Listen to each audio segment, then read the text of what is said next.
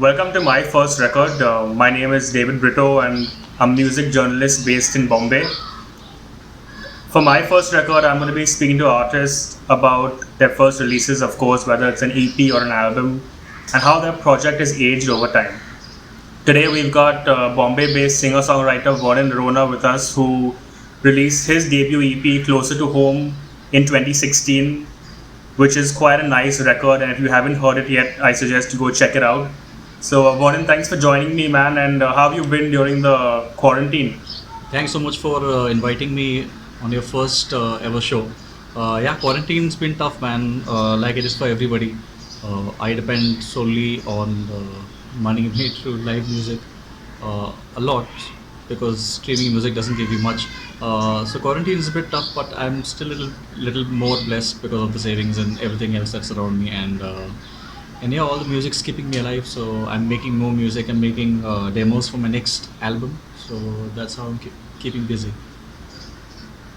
Sounds exciting. Yeah, man. So before the next album comes out, I mean, you're here to talk to me about Closer to Home. Yeah. So take me back to that process, man, about that EP and the early stages of it, to be precise. So around 2013, 2014 is when I decided I should make Closer to Home. There were a lot of songs under it, so we were not really sure of whether to make it into an EP or an album. But then Leron was there. He was producing the album, and then album, and now EP. And then when I showed him the songs, we put it together and we made it like a theme.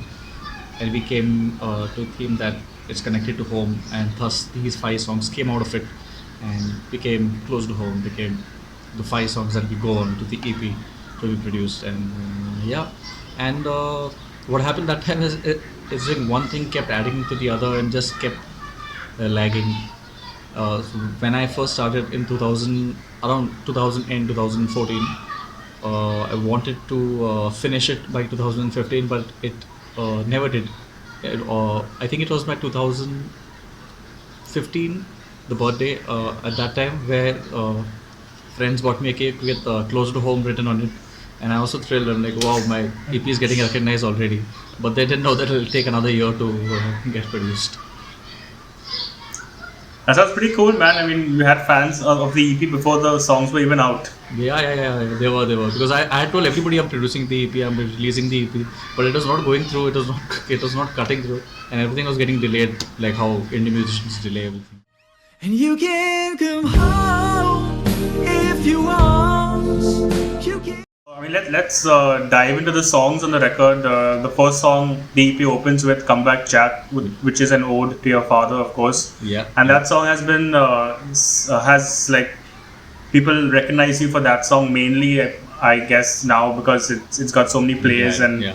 it's wanted to be heard at gigs and stuff. People sing along. There have been covers of it. Yeah. So like take us back to that song. I mean, it's an emotional song, of course. And what can you tell people about it?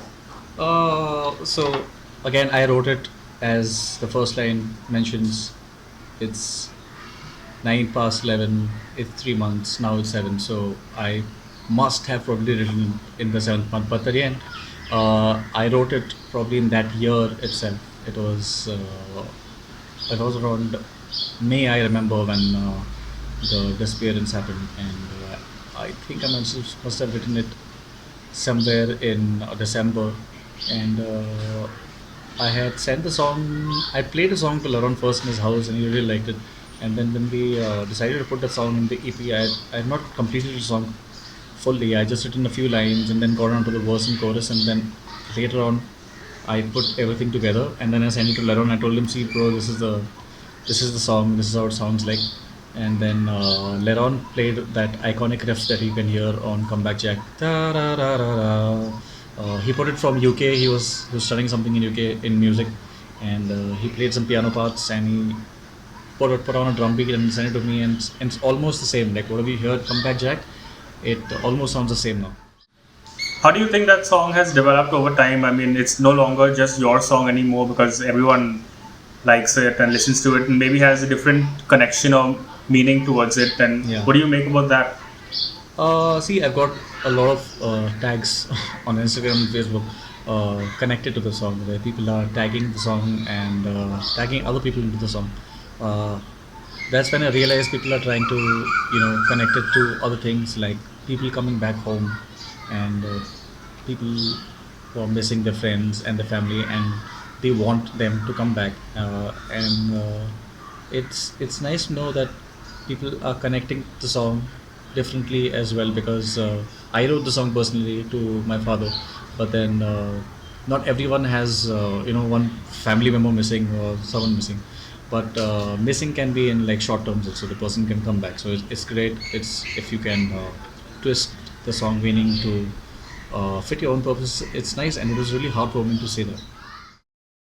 I have time. I haven't lost my mind.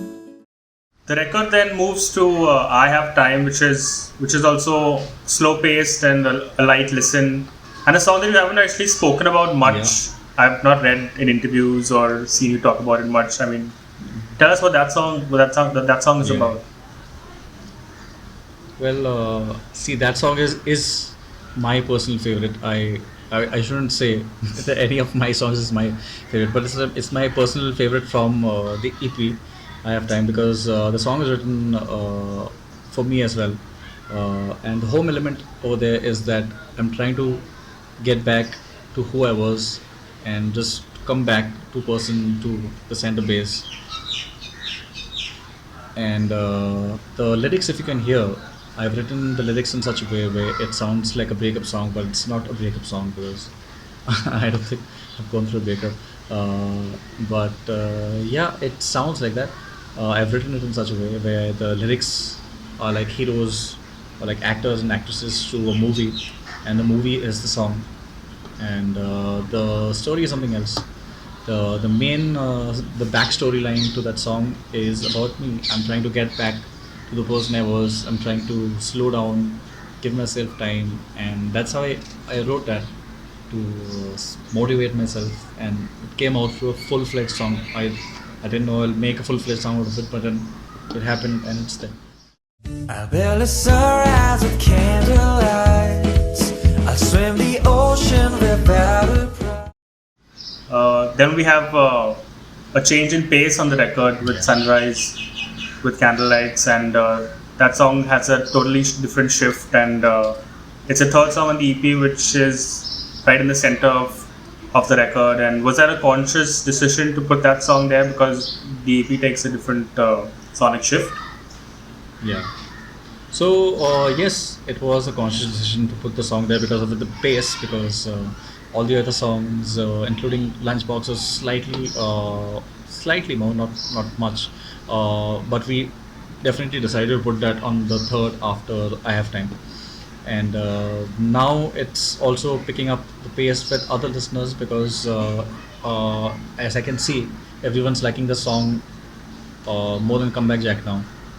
Even on SoundCloud, if I see the stats, it's just rising up for Sunrise Candlelight. It's not stopping at all. It's been their favorite. Some people have also told me it's their alarm tone, which I totally will tell them to stop doing that because alarm tones are pretty annoying. It gets annoying. So yeah, Sunrise with Candlelights also is a song, as I said, about hope, and I wrote it for Lisa when she was going to family turmoils, and I could not step in or do anything, but I told her I can give you hope, and there's one song that I wrote about that, and it's still climbing, it's still rising, and hopefully, I don't know where it's going to reach. Let's see. I think I'm gonna have this. Which one? Tawa pulao. Tawa pulao. What about this one? Then we come to my favorite song on the record, which is Lunchbox. Oh, Simple song, simple chord structures, a nice harmonica section, and a nice speaking section as well. yeah. Tell me more about the recording process of this song, more so than what it's about.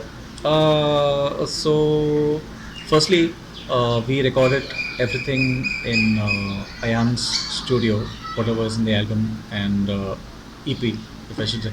And Ayan was really helpful with whatever knowledge he could give. He was really patient with both of us, Leron and and me.